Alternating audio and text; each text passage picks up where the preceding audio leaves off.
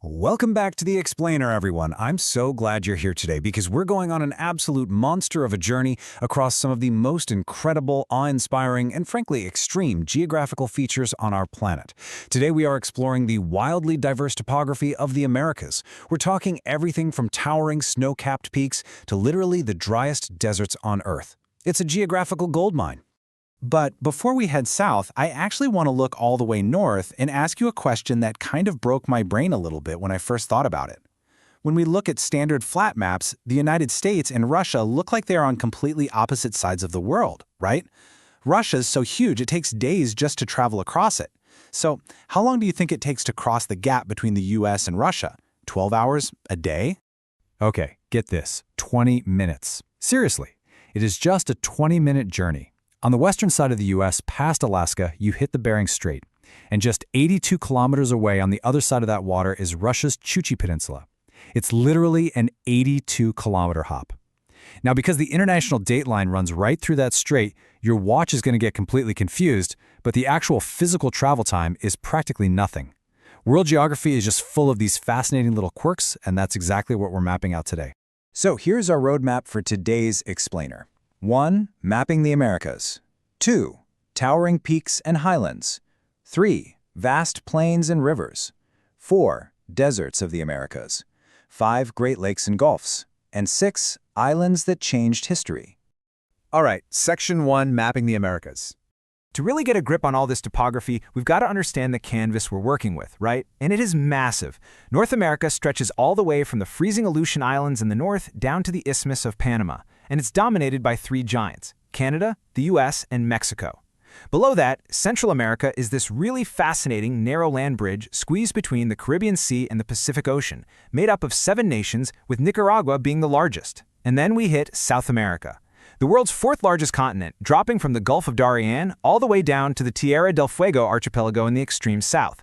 Out of its 12 countries, Brazil is the undeniable behemoth. Moving right along to Section 2, Towering Peaks and Highlands. So, leaving the flat borders behind, we are climbing up. In North America, you initially run into the massive Rocky Mountains, stretching 3,000 kilometers, and the older, heavily vegetated Appalachian Mountains out east. But check out the Sierra Nevada in California. This is a fault block mountain range, and it happens to be home to the absolute largest tree species in the world, the sequoia. In fact, if you follow the startup world at all, you've probably heard of the massive venture capital firm Sequoia Capital. Well, they took their name directly from these colossal, unique trees that just dominate this specific geographical feature. Now, here's a wild geography fact. Not all mountains are just finished. Take the Cascade Range in North America. They're what geologists call young fold mountains, meaning they are literally actively rising and evolving right now. Actually, it's more like they're being continuously pushed upward by tectonic plates crashing together under our feet. And that intense tectonic activity doesn't stop there. As we move south, we hit the Central American Volcanic Arc, which is a massive chain completely dotted with active volcanoes. But man, when we cross into South America, the scale goes totally off the charts. The Andes. Stretching an astonishing 8,850 kilometers, it is the longest mountain chain in the entire world. It snakes through 7 different countries and features Mount Aconcagua, the highest peak outside of Asia. The Andes are born from the Nazca Plate sliding or subducting right beneath the South American plate, creating this massive, highly active volcanic belt along its ridges. All right, Section 3, Vast Plains and Rivers. Let's come down from the clouds for a bit. You know that saying, geography is destiny? Well, nowhere is this clearer than the plains.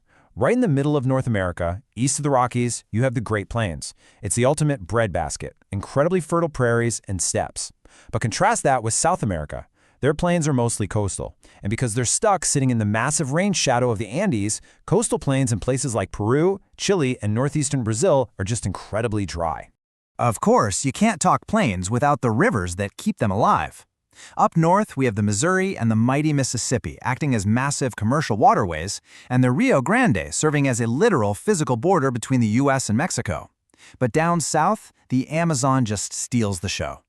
The Amazon basin is so big, it takes up 40% of the entire South American continent. But here's a really strange reality.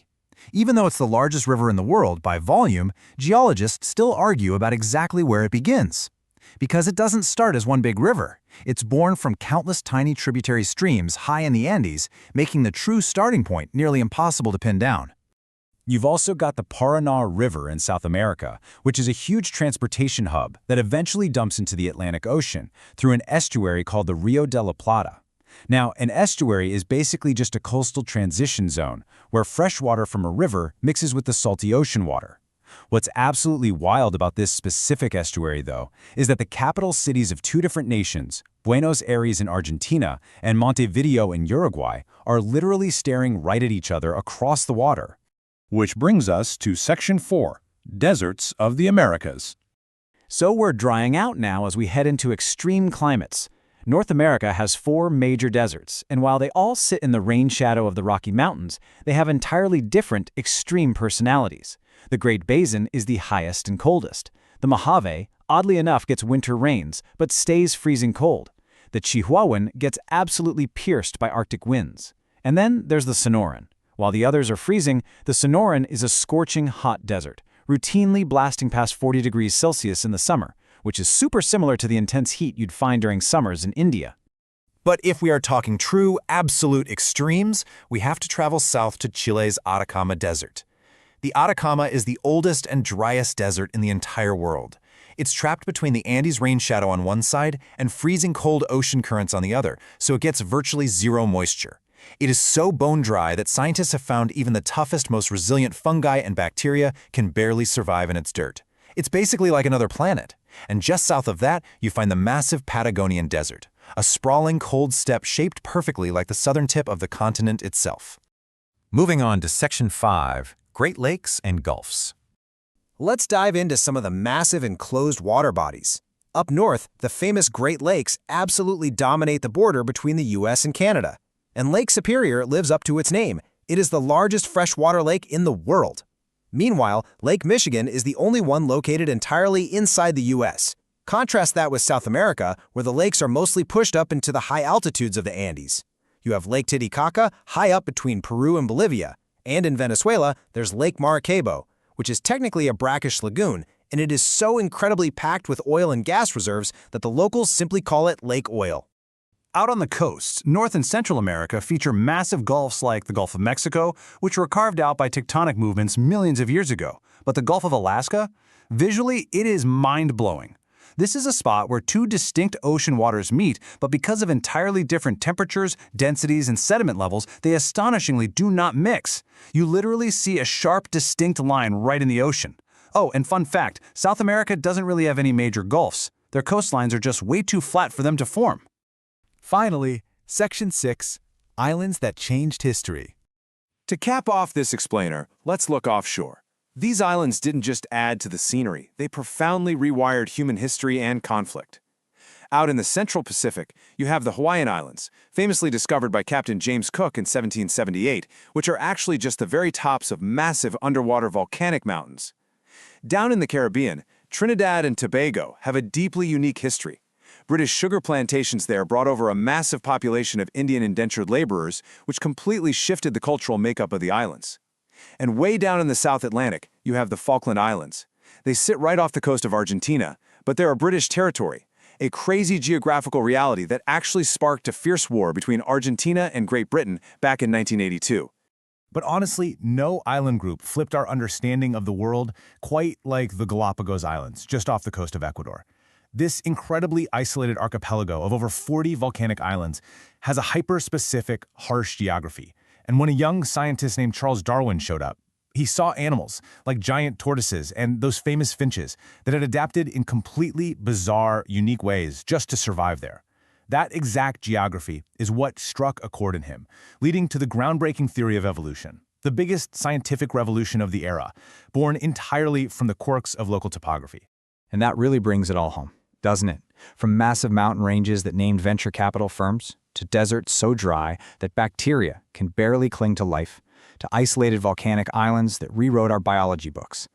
When you look at the map now, from that tiny 20-minute gap at the Bering Strait all the way down to the contested shores of the Falklands, it leaves you with one massive question.